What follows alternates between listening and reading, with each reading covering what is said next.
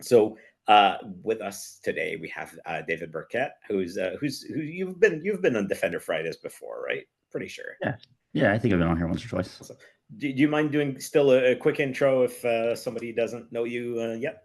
Yeah, sure. So I'm David. I'm a cloud security researcher at Corelight, and I've built some security operations centers in the past. Written some white papers and that kind of a thing. I've done detection for quite a while, and yeah, I'm really kind of, I guess, mostly focused on doing network detection in the cloud, which is very interesting because there's not a lot of public data on that, which is makes it extra fun. So, yeah, that's I guess a little bit about me in a quick blurb. Awesome, awesome. And I think so. I think your pitch today was let's chat about a specific strain of attacks allegedly from China. Yeah, yeah. Go for it. So basically, if you didn't see, CISA put out a joint advisory September 3rd, pretty much saying, Salt Typhoon. I think they didn't want to categorize a specific vendor name, so they gave a few, but essentially the Typhoon groups, which is typically associated with Chinese threat actors, was using different EDR evasion techniques, and they put out an actual like a whole bunch of really useful information.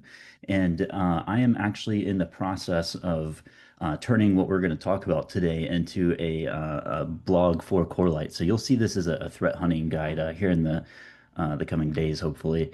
But basically, yeah, I figured we could dive into it because so if you haven't seen EDRs, they've gotten so good to the point that threat actors are now trying to either stay off the endpoint, look for ways to kill the endpoint, all of the above. And because of that, there can be a blind spot, and there's becoming a role where network detection is, I guess, swinging back into play. I might have even mentioned this on one of the previous Defender Fridays, but I used to work with Lee Salt, and we used to, joke to him in the past, I just give me an EDR these days and something like Velociraptor, and I have all I need to do like a modern investigation.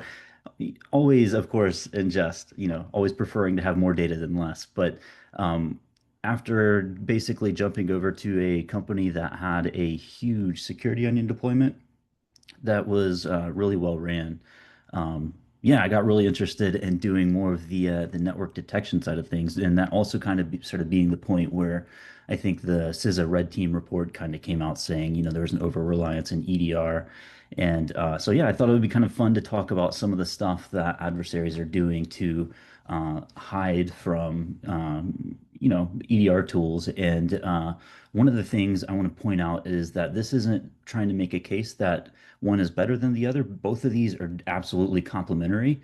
And the fact that threat actors are having to stay off the endpoint is just kind of showing the power of EDR. So if you're taking, one as better than the other, it's not the point of this kind of, thing that we're going to talk about today. But yeah, so if you didn't see, basically the advisory kind of said threat or the Typhoon groups are exploiting network edge devices. So think of your Fortinet vulnerabilities, your Ivanti stuff. They gave some specific exploits that you can actually dig into. So if you go through the advisory, here, let me see. If you look up the most recent CISA joint advisory, it'll have all the specific details in there for you. But it gave a lot of really useful information. So some of the things that I think you can really take from this is if you have a tool like Zeek specifically, you can do some really, really powerful threat hunting specifically for these kinds of attacks. So some of the things that the actors are doing is basically they're taking advantage of TACACS. If you're not familiar with it, a lot of people, if you didn't have like a route switch background, might not be, but it's essentially a way to do authentication for like router switches, firewalls, that kind of a thing. Threat actors are essentially taking advantage of that, redirecting some of that traffic outside of the network. That's something that you can easily baseline. So, for example, TACACS is on port 49. If you're using that in your network, just get an idea of what that looks like and if any of it ever actually leaves your network. And if it doesn't, boom, that's a powerful detector right there, just looking for outbound traffic on port 49. Because you can typically infer that that's going to be TACAX, since that's not going to be used for much else legitimately, anyways. But so there's some really easy stuff like that. They had some examples of how threat actors are actually, whenever they're on these network devices, they're capturing PCAPs and using that to capture a lot of the data on the network that they're using to steal, and then shoot that out to their exfilled servers. And they gave a couple of custom SFTP clients that they're using.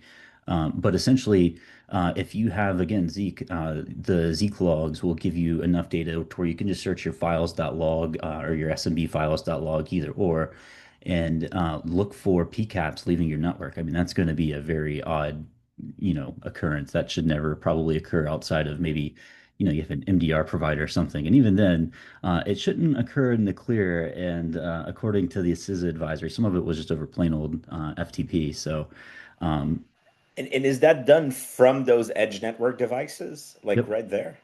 yeah, Interesting. So, I mean, that I would assume then that it means it's pretty hard for folks to view unless you specifically have like Zeek or some kind of point of view outside your own network devices, your edge yeah. network devices. That Yep. feels Yeah, yeah. So this is actually a great example of when an inline like tap versus a span port would be a much better view, because you can always modify a span port config if you do pop those devices, and maybe change the traffic that's being sent to your tooling. But there's a few things that you can actually do that are really uh, basically be super useful. So yeah, Jeff mentioned SCP would be encrypted, and one of the things that you can do is in Corelight, at least, we maintain the hash SSH. It's like a fingerprinting kind of method. That's one of the things that you can baseline in your network. These threat actors used a custom SFTP tool, which I think uses SCP under the hood, and that should have its own fingerprint that would be unique to that tool.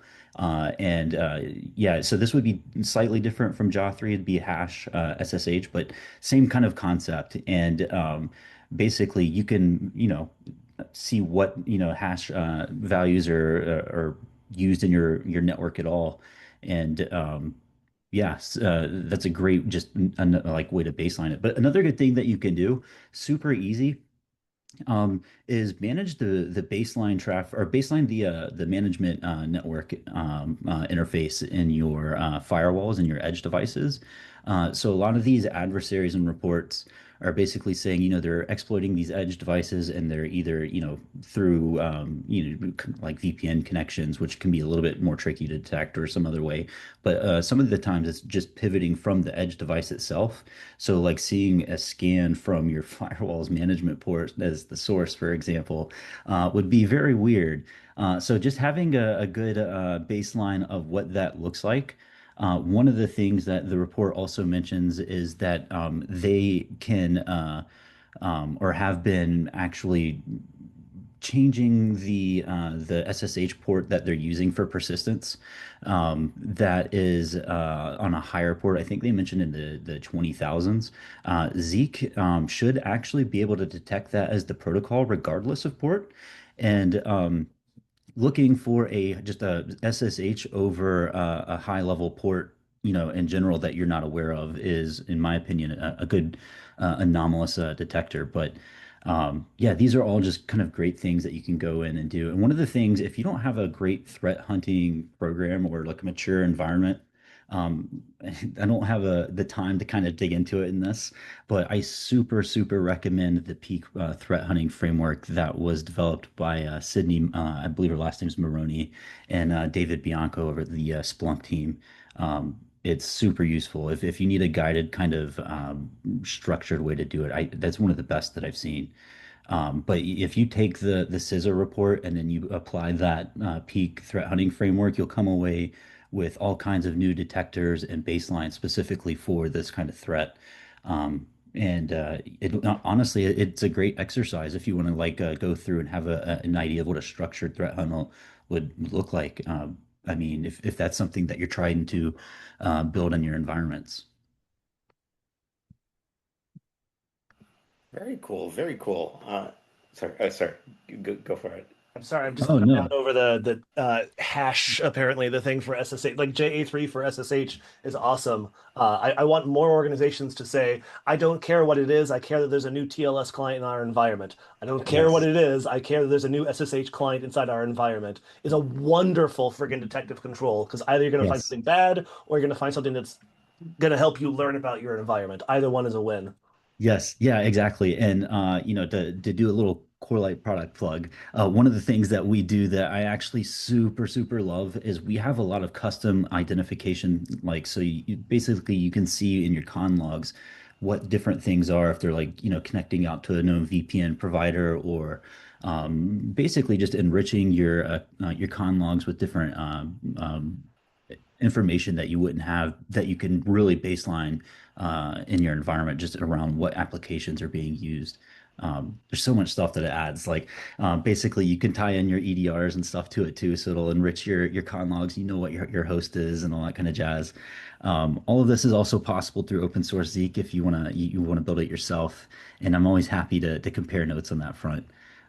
But yeah, the Zeek specifically is a perfect tool for this. Like for example, one of the things that the CISA report mentions is the snmp.log has or not the snmp.log, but the threat actors are abusing snmp, and the Zeek logs actually have a specific value in there that you can look for. So hold on, let me check my notes real quick. But it's basically if you're in the snmp.log looking for the set requests. If that value is basically greater than zero, so one or more, that's doing some sort of command or something. Get an idea of what that is normally in your environment. And yeah, basically the TLDR, Zeek is kind of the perfect tool for this specific kind of threat actor and what they're doing. Interesting. Is there an equivalent like Zeek feels like it's a great tool if you have like a physical deployment in an enterprise somewhere. Mhm. Is there like I'm not a network guy or a network security person, so is there an equivalent that's being done somehow in like virtual deployments for folks? Like, is there deployments of Zeek that are done at the endpoint level, like in distributed ways or things like that? Ooh, so let me think of how what I could talk about. I know that we've had some internal stuff on doing Zeek, like a eBPF based one, to get visibility in containerized environments. We're doing a lot of work right now in the cloud area using the actual network taps, and I'm actually going to be doing a talk for Datadog Detect on how killing EDRs. That's not something that just happens on-prem. You can kill the container runtimes too if you have cluster admin. It's all the same things apply. But basically, yeah, it's stuff that's being worked on, but not. I don't know that it's necessarily public, at least not on our side. And I think there's been some open source stuff to do it on the endpoint. And I think I want to say you guys did it for a while. Lima Charlie was collecting either the PCAPs or something and then processing it in the cloud. But one of the things Yeah. I want to say just real quick, I never really thought about this whenever I was not in a mature environment that had like a really good Zeek Suricata deployment. You don't have to do Zeek scripts for your detections. If you're feeding that data into your SIM, use your sim logic or like feed it into Lima Charlie and then write the detection there. So like a lot of the times, rather than having to train your analyst on how to write Suricata rules or Zeek scripts or whatever, one of the big benefits of Zeek is you can shoot that to your sim and then write those same detectors in your sim. And one other kind of thing I'll point out, one other kind of, I guess, product plug. Corelight does have this feature that I also super love, where we can condense the amount of data. Basically, we've added some log summaries. So if you want to basically shoot up all of the amount of network data or add a whole bunch of sensors, you can do that now a lot easier without like overloading your sim. Interesting. I guess the other way you could do it is if you had something like a tail scale deployment, then you could do it at a virtual exit node from your tail scale or something Yep. like that. Eh? Yep, absolutely. As long as you can send network traffic to it and we can listen to it, we can grab it. Or Zeke can grab Side it note, rather. I'm more and more convinced, especially for smaller businesses, that you should just install Tailscale on any endpoint that's going to leave your environment and use that instead of like a normal VPN protocol. Like always on Mhm. access to all of your endpoints, regardless of where they are, is such an amazing win. Mm. If only for the overhead of deploying the traditional like VPN stuff. It's a nightmare. It's also probably worth mentioning that essentially all VPN concentrators have gotten ODA'd in the last couple of years. No, that might just be because nobody's paid enough attention to tail scale just yet, but it's a different thing. But yeah, Very cool. I'm really curious. I'd be interested in comparing notes and how some other people are using Zeek or doing detections, or if anybody has anything they want me to dive deeper on. Um, I like I have so much I want to go into, but I'm not sure where people are at in knowledge or what they're more interested in. I mean, I'll take the stand because I will always interrupt. Sorry. I think I remember talking to some of the Core Light folk over at RSA a few years back that because of how much you all use Zeek and are familiar with Zeek, one thing that the world needs more of is more JA3 signatures listed in the open for anyone to find.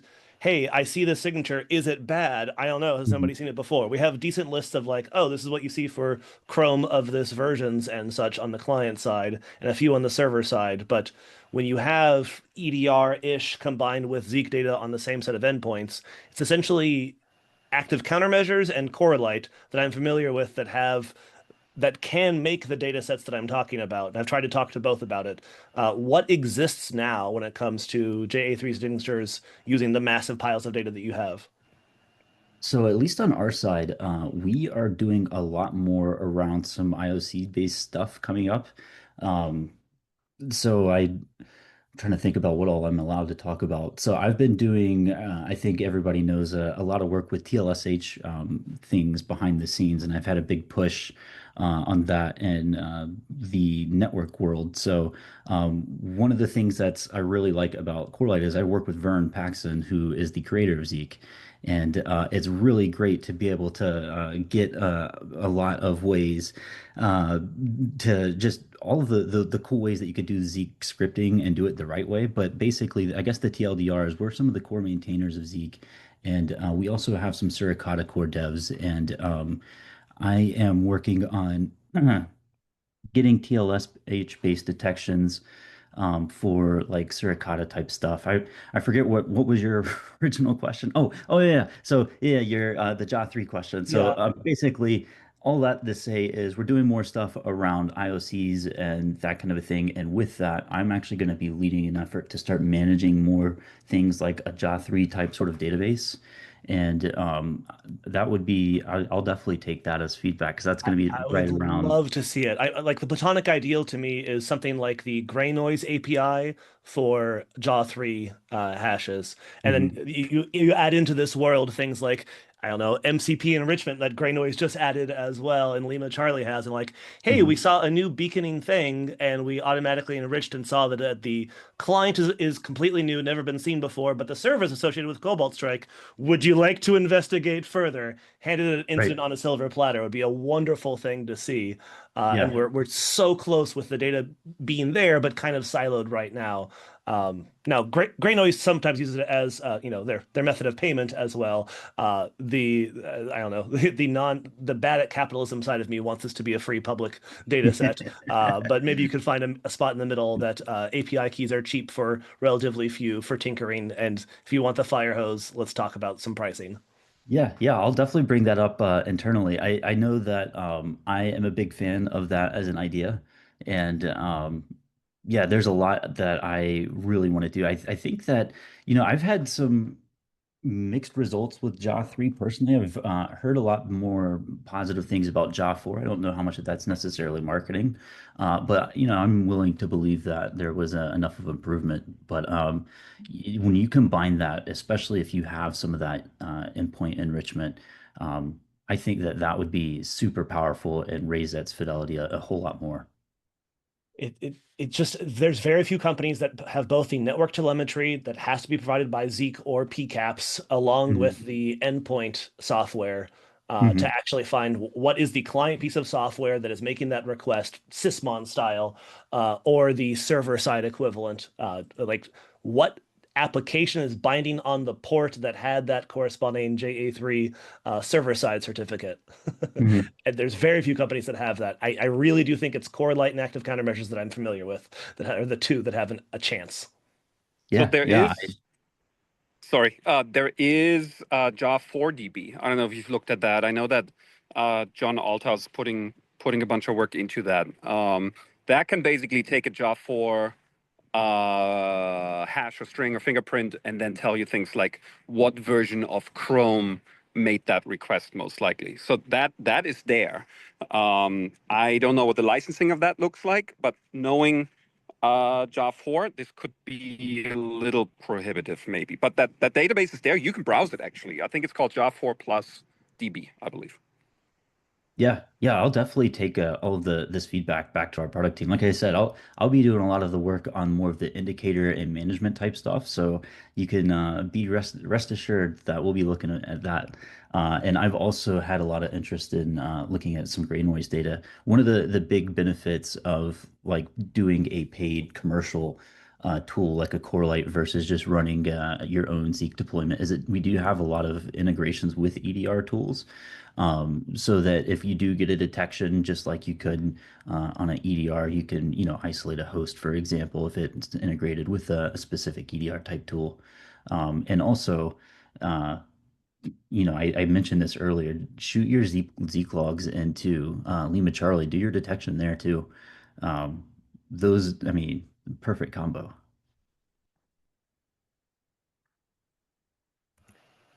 It's That's funny, yeah. wonderful. Yeah, that's a That's 145 megabyte JSON file that might be what we're looking for here. That is awesome. Yeah, 100. Okay.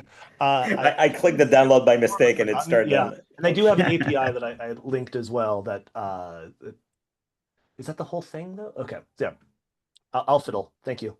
Mhm.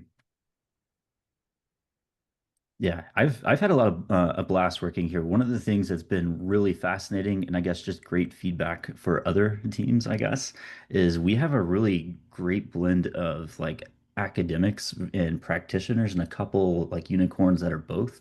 And it's been really interesting because like I don't have a computer science background at all.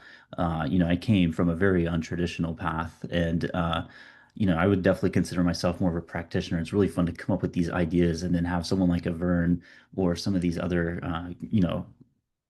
computer scientists and PhDs on our team to be like, hey, here's the best algorithm to actually implement it instead of like whatever the stupid thing I come up with is. It's a really fun mix. You come up with some really cool ideas. Very cool, What very was your cool. path? Sorry, what was your path in like maybe one short sentence? Because I know you and I don't know your path. Yeah, I got my start in, well, I technically count Radio Shack if I speak to someone outside of a resume. I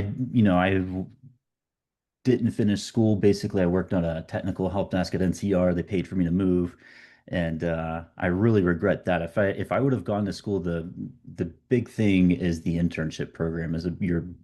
Would have made my life a lot easier, so to speak, whenever getting into the industry because I didn't get any callbacks for anything until I basically got some Cisco cert. I don't even remember the name of. Wasn't the CCNA, but it got me my first network gig, which landed me um, uh, basically a role that got me some SAN certs, and then that went from there. No, it wasn't even the CCENT. It was something. It was basically some sort of Cisco certification for like field technicians that had to like go fix their switches. I'll never forget. I got a call to go replace a network switch at a retail store, and it was basically a hardware store, and they had those huge ladders on the wheels, and you had to go way up top. And I was like, nah, pass. I'm gonna have to have a different guy do this. I'm too scared of heights. But That's cool though. That's a good like a good the cert. I feel like that's a good validation point for the certs. Like sometimes it's easy when you've been security for a while. You're like, oh, certs are useless, but yeah, you and know, it like I went from and the market's definitely changed, and especially now that the Sanserts are so much. But I went from having no phone call backs to every job that I had applied for, basically, or at least like the three. I had a call back like the next day. It was pretty for me, it was very much uh, showed the value. But I think honestly, just if I would have focused on any singular cert, because I had a problem with jumping around where I was just like, hey, do I want to do route switch networking or, do I want to do programming or, like I'm talking all over the place. And, all of that stuff ultimately paid off because it got me a very diverse skill set. But had I focused on like one or two things, and a little more structured path, it would have been a lot better, that's for sure. I'm hindsight. biased, but a breadth of experience and background helps with every area as well. Understanding SOC makes you a better incident responder, makes you a better attacker, makes you a better forensicator, etc. Yeah. Every specialty helps every specialty. Yeah. Yep. Yeah. And, one of the other things I actually want to go back to is really, I think my first technical kind of IT gig was a route switch gig. And I didn't do route switch anything for so long. And I think one of the things that's really helped my career is just being able to continue to learn and be interested into like staying up to date. Because I've almost come back full circle to where I was so heavy endpoint detection based for so long, and now back on the network route and trying to remember all of the old routing protocols and stuff that I learned forever ago. It's interesting the skill sets you build. And it's cool to hear about like a modern attack truly leveraging. It's not just like, oh yeah, they're exfilling stuff over the network. Yeah, obviously. But actually, like that protocol you mentioned, port 49, I've never TACACS. heard of that in my life. Yeah. Yeah, it's That's really cool. common. If you're a network route switch guy, you're probably familiar with it, which is why I knew about it. But yeah, not many. If you're using that, you should have a good idea of where it's going, and it's probably never supposed to leave your network. So that should just be a red flag. And I don't know that Zeek gives you enough data to kind of identify like the actual underlying traffic for TACACS. I know Corelight, we have an app ID that identifies the service and will tag it in the con logs. But you can, I think it's safe to infer that kind of a thing. And one of the things I really want to state is like network detection and encrypted traffic is not dead, it's just different. And there's so much that you can do. And I wish I could state the power of just baselining, especially baselining important networks like your management interface for your edge devices, because I mean, look at all of the various attacks you read on. Most of them have at some point communicated out over some weird port, and the destination ports for your server networks for your critical infrastructure. It's probably not going to differ that much, and that can just knock out whole categories of like reverse shells and all you name it. So it can be super powerful, and it's regardless of if it's encrypted or not. And there's so much more out there that I ever imagined. And you'd actually be surprised.